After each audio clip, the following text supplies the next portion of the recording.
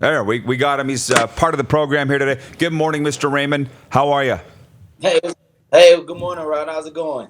Good. Very well, thank you. We got Amanda and Darren here with us today, and we're going to get into your news that you held on Saturday, which is kind of interesting. Got a lot of people talking. But first of all, your take on the 107th Grey Cup. What did you think about the game? Oh man, you know what? It was an exciting game. Tip my hat to Winnipeg. They did a tremendous job just playing football, playing 60 minutes of football, and you can just kind of tell Hamilton they were in it. Turnover cost you the game, and so I think those guys, they played hard on both teams. But I tip my hat to the city of Winnipeg. 29 years. Great fans, you know what I mean? You can't say anything about it. I hear you guys talking about Andrew Harris comments as well. Well, yeah, so go there. I mean, you played this league a long time. Should he be eligible to win these awards? Should he be eligible to be playing at all? Yeah, you know what? I think he served his suspension, and when he got tested, and he took the consequences when he for those things, and he's back on the field, and if he's in the game, he's eligible to play or to win those awards. So I don't have a problem with it. That's just my take on it. He's in the game. He's played. He's contributed a lot throughout the league, and he served his suspension. If the league wanted to do anything more about it, suspend him, maybe they hold him out for the game. But in all actuality, he served the suspension. He did his time, and he got back on the field to help his team win the Grey Cup. Right. So the opinion you agree with the Bombers, and that is these are what the rules are. All this has happened within the framework of the rules. So let's move on. Yeah, that's it. If you don't like the rules, you change them. That's just, we can all have a personal opinion of how we should see things or how we think things should play out. But, in all actuality, the rules are set there for a reason. And these are the rules that were in place. And he did those. He served his time. He did his time sitting out for breaking the rules. And, he's back on the field and, and gave his team an opportunity to win the Grey Cup, So, hats off to him. Keon Raymond with us from Calgary this morning. So you held a news conference at the Airport Marriott on Saturday declaring your candidacy for the presidency of the Canadian Football League Players Association. And of course, I followed your career for a very long time. I know you've always been an outspoken player rep. What made you want to come after this position? You know what? It was, I think it was a few different things that kind of got me to going out. I especially retired from football in 2017.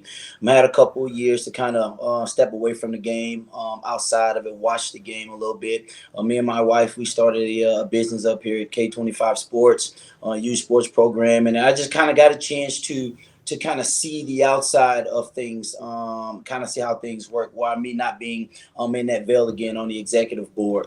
And once kind of the CBA got negotiated this last time, and it was just an array of guys and players who reached out to me. And honestly, it was some general managers from teams across the league who's, just stating, these guys need a true leader out there. And I didn't know if I wanted to get into it that much, or even if Forrest giving so much time, but I'm a man. I played on three principles throughout my career in football, man: faith, family, and football. And those are the three things that I've always kind of stood by. And it was something I sat down with my wife and I prayed about, and I said, this could be something that'll be strenuous, tough. But I think, me just having a big compassion for people and the guys in their locker room, from the three locker rooms that I played in, every guy knowing there's different things that they're going through. And so I thought it wouldn't be better fitting for me to have the opportunity to do it and announce it in my backyard in Calgary. You know what? And my last question on this, Keon, and we'll let you go. Few things. One, from what I hear, the players losing some faith with the league, the commissioner, and the owners. I'm not sure whether that's any more the case than it's ever been. You can address that. To be an American going after the presidency intrigues me, because the president has habitually been a Canadian. And the last CBA, we saw a huge split here between the Canadians and Americans, right? Duron Carter was very outspoken on behalf of the American players. So it's an interesting angle to have an American president of the CFL Players Association. How would it be different? Can you tell our viewers that? I think one of the biggest things, speaking for me, is, a guy who's lived up here going on 10 years now. My kids will be classified, they so choose to work hard enough to make it to the Great League, to play in the Canadian Football League, or will be classified as Canadian players. Me having the experience of being an American, having to come in when we had that non-import rules in that case. So I get a chance to see both sides, and it's always hard when you can only see one side of the spectrum. And for me as an American, I take back to one of the great past presidents, George Reed, who introduced a lot of new things as far as free agency into the league, and for him to be an American and create such a dynamic diversity of how guys are seen throughout the league. And I just want to make sure, as me running for this position, that all players are represented well, not just guys by the different color passports that you have, and especially with the league coming out with this, alliance, this gridiron league of football with these new 11 countries that are coming in, where the Canadians and Americans fit in. That how do these things make us look as a whole? How do these things work out? And so I want to make sure that each and every player is represented. And when you have a guy who can see both sides of the spectrum, who's experienced the Canadian side, the American side, and I think it's fitting.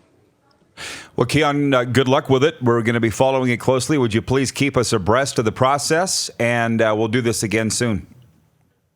I will. I just want to say one thing. I appreciate you giving me a platform to being able to do this, and to the players that are out there listening and have an opportunity. My will and my passion has always been for the guys who dress up and put that helmet on each and every game, from the kids who I've coached and volunteered with from high school to Adam to football, and whatever I can do, I want to make sure I'm immersed and enjoy whatever I can do to promote this lovely game of football. And I know that, me having an opportunity to do so, I'm looking forward to it.